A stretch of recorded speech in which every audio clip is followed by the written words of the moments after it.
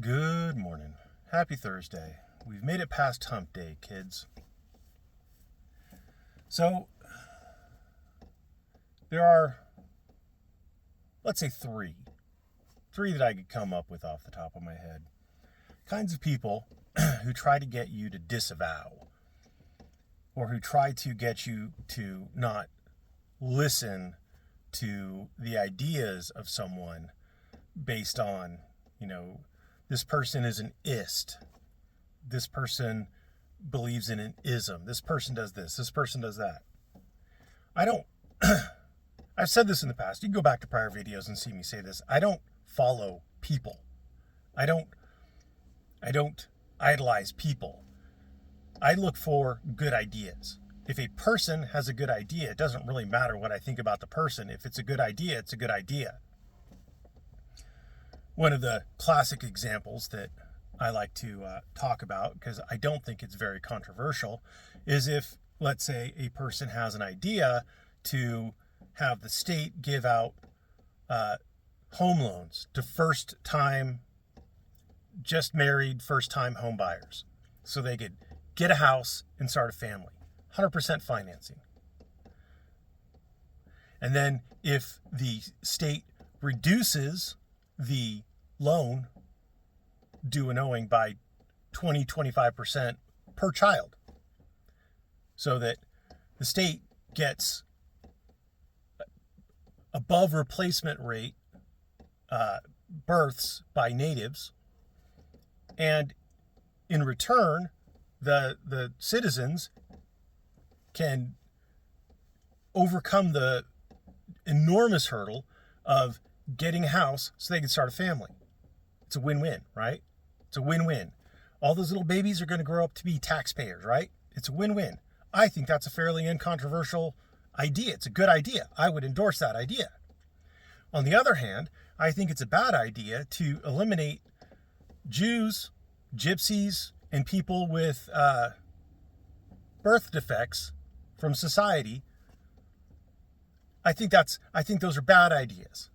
I think the Holocaust is bad.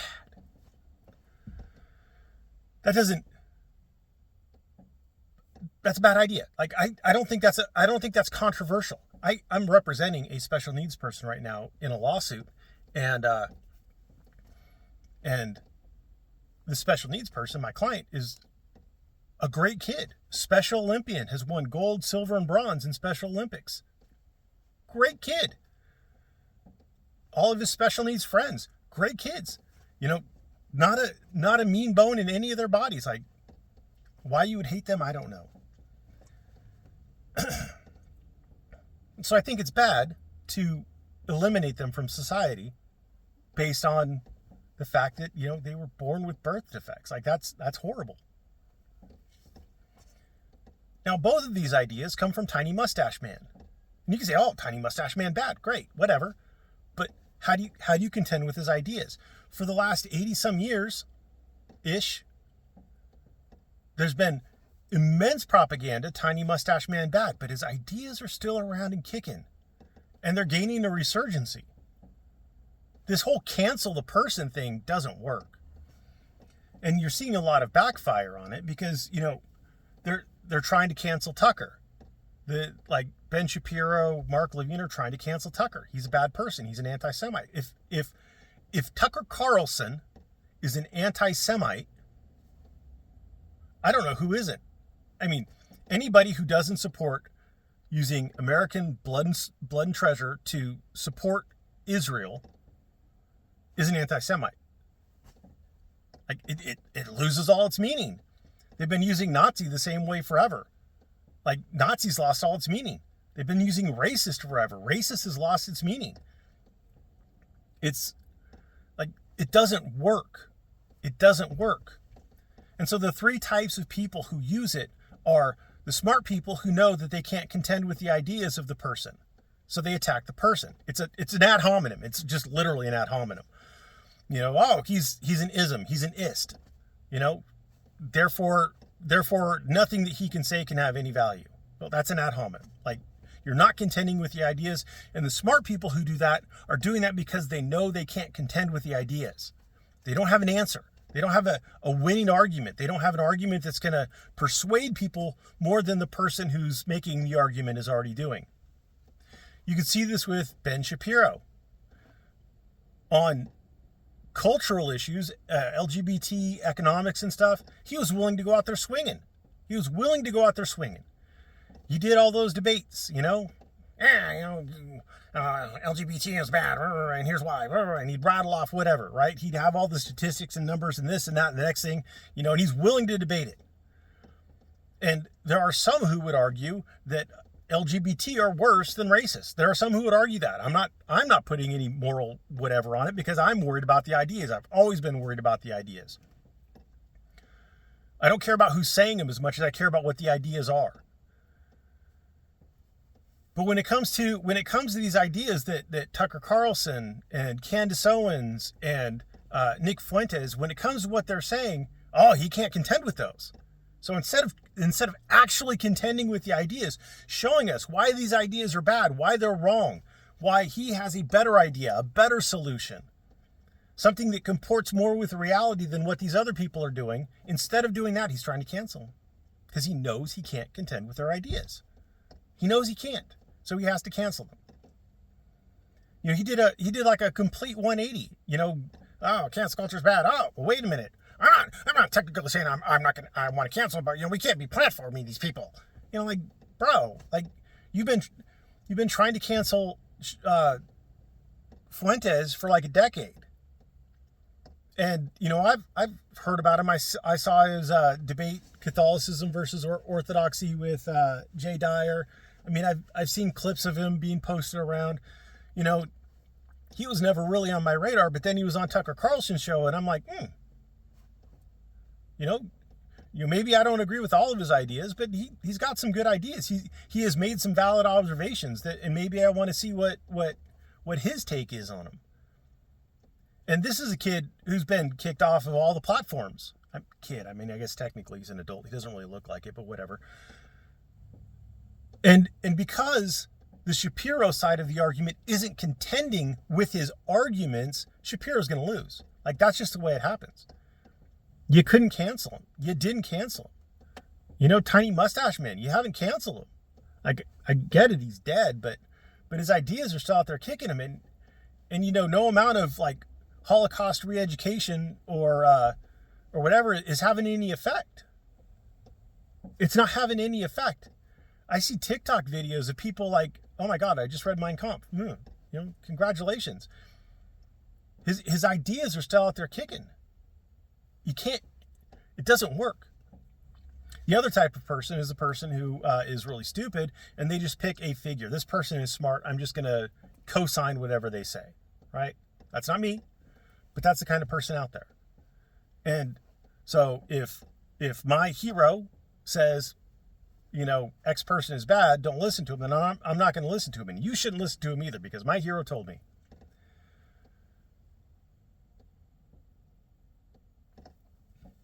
I had a third type of person, but I forget it now. But we could just go with those two. I mean, there's no real variation on themes. Either you're the smart guy who realizes you can't contend with their ideas, or you're a smooth brain and you don't want to contend with the ideas, and you think that you could browbeat other people into not contending with these ideas. And I've read Mein Kampf. I've read it. I read it a long time ago, years ago, maybe 5-10 years ago. There were some good, valid observations in there. There's some things I agree with in there. There's some things I disagree with in there.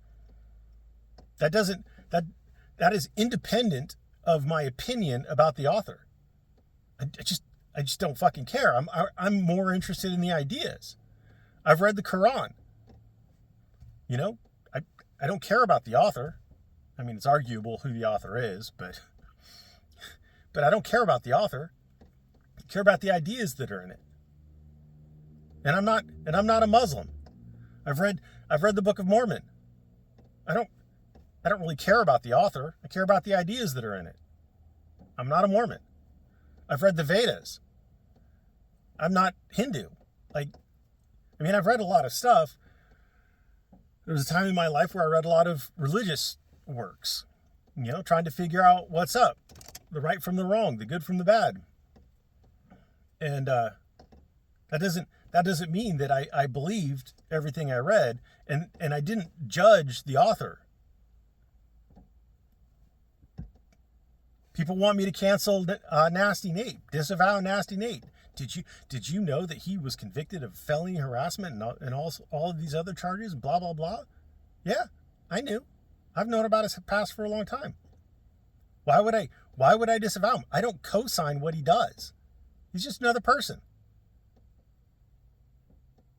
And he's a nice guy. I mean, if you meet him in person, he's a nice guy.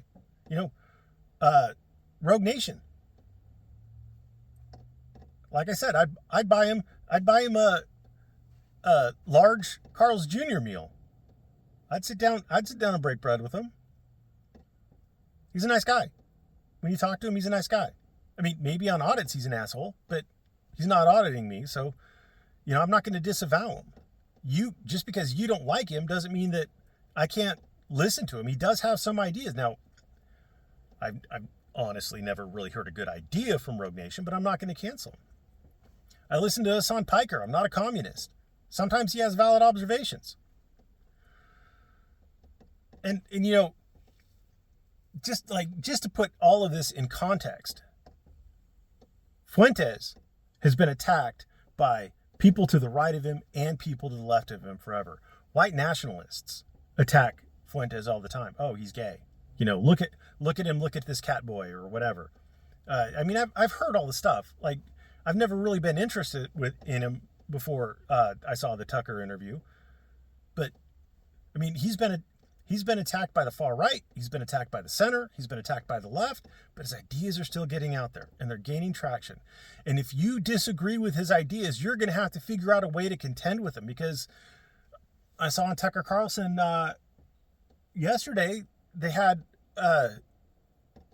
Nikki Haley's son. I don't remember his name, and I apologize about that. But he's a Nick Fuentes fan. He's a Nick Fuentes fan. The guy isn't even pure white, and he's a Nick Fuentes fan. Because he agrees with the ideas of Fuentes. How are you going to contend with this? And this kid was articulate. Like, he was out there. He was expressing the rationale of why young, disaffected white men are lining up for this. And even married men are lining up for it. And old folks are lining up for it. Women are lining up for it. Because Nick has a coherent view, a coherent worldview. He is making observations that you could verify. And he is giving prescriptions for fixing things. That doesn't mean that you have to agree with all of his observations. You may have a different observation. That doesn't mean that you have to agree with his prescriptions. You might have a different way that you'd want to resolve it. And the funny thing is, I did watch Nick's show last night. And does he watch my channel? Because the day after I say, like, why does everybody have to say, like, oh, he says a lot of terrible stuff and have to disavow him before they say, but on this issue, he actually has a really good point. The day I make my video, and I'm not saying that Nick Fuentes watches me. Obviously he doesn't, but whatever. But Nick makes the same fucking point. It's an observation. It's a valid observation. Like, if he has a good idea, contend with the idea. If he has an idea you disagree with, contend with the idea. Now, one of the things that people who are like, oh, you need to disavow him. He's an ist. He's an ism. He's blah, blah, right? One of the things that they all, like, you're platforming him. You don't bring somebody like that in to have him give a speech at your whatever.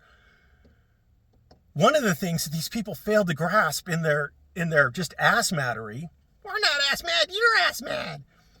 One of the things they failed to grasp is I was criticizing Fuentes in my last video. Go back and watch it. I said, this was his prescription. It's a fucking terrible prescription. It's not going to work. This has been tried before. The Democrats, or the left, has tried it with their Force the Vote campaign. The right has tried it at least 3 times that I could think of off the top of my head. There was the 90s, there was the early 2000s, and then there was the 2016 MAGA. And every time congressmen and senators go to Washington, every time they get corrupt with like a handful of possible exceptions. Possible exceptions. So his prescription, I was like, it's not going to work. It's not a good prescription. It's not a way to fix the actual problem. I was criticizing him. Like, you fucking idiots. I wasn't co-signing on what he said. I was literally criticizing what he said. And last night, after he made that, he's like, I tried to, I offered up a new prescription. I offered up a new way to solve the issue where, maybe the populist left and the populist right come together, and the populist right gives up, they allow for more social programs, social spending, and in exchange, the left agrees to reduce or eliminate, I don't remember the exact verbiage you used, immigration. Again, it won't work. It won't work. I mean, the left and the right have never been able to come together on either of those two issues. And, hoping to get a significant amount of people willing to cross the line on essentially core tenets of their ideologies is, I think, absurd. I mean, wishful thinking, pie in the sky. And but he did have a valid observation after that. The people are like, you're asking for a nationalist thing and you're asking for a socialist thing, and therefore you're a Nazi, you're a National Socialist. That party's fucking gone, dude. That was a party in the 30s and 40s in Germany. That, I guess technically there was an American Nazi party, but that party's gone too. That party's been long gone. Like, Anyway, calling things ists and isms and not contending with the actual idea is part of the reason why we have hyper, polarized politics in the United States. And basically, you've got to pick a camp. I mean, if you want to have any influence on anything, you got to pick a camp. And if the camp you pick has ideas that you don't like, well, tough. One of the many criticisms that I've had of Trump, and I've had many criticisms of Trump, is that he came in on ideas. I'm going to drain the swamp. I'm going to expose the corruption. I'm going to give transparency. I'm going to eliminate foreign wars. I'm going to pull the troops home. I'm going to use the opportunity and the money to rebuild America, to rebuild our infrastructure, to bring jobs home, et cetera, et cetera, et cetera. But to get there, he had to align with the Republicans. And everything he's pushed out is Republican. Just bog standard Republican. He makes shitty hiring choices, but if you look at a lot of the hiring choices are bog standard Republicans. With, a few minor exceptions here and there, but bog standard. I mean, it's the system is so corrupt. The system is so powerful and corrupt that you can't send a good person there with any expectation of them not going there and being corrupted. They're humans. We're all humans. We all make mistakes. We all fall short. And they will find how to get to you. Are you a closeted homosexual? Do you have a drug addiction problem? Do you have an alcohol addiction problem? Do you have an addiction to women? Do you have an addiction to children? They'll find a way. They'll get to you. Everybody has weak points. And they've spent the last 60 years figuring out how to exploit people's weak points.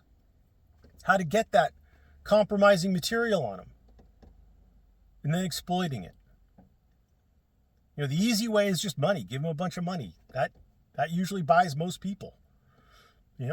Alexandria Ocasio-Cortez went in there a broke bartender, and now she's a multimillionaire. Well, we know what her weakness is, right? That's the usual one. Most people in politics go in broke, come out rich. Go in with a lot less money than they come out with. Despite only making a couple $100,000 a year or whatever it is, maybe up to 400, I think the president's like $400,000 or something like that. Despite making a relatively low amount of money, they all come out much richer than they went in. Joe Biden, how much money did him and his family like absorb out of China and various other states, Ukraine, etc. How much actual money do they get? Trump, other side of the allegedly other side of the aisle, whatever the fuck Trump is.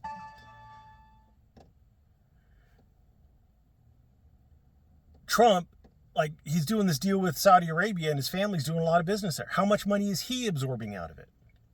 You don't know. I don't know. We'll never know. There will be no justice. Nancy Pelosi made many millions of dollars. Many millions of dollars. You know, she retires and all of a sudden they can't do insider trading anymore. You know, like, if you believe that, I mean, whatever. They'll just find a way to cover it. But, like, it's just insane. Expecting anybody to be able to go there and not be corrupted is insane. Anyway, that's the end of my rant. I have work stuff coming through, so I got to get in there and start grinding. Thanks for watching. Have a great day.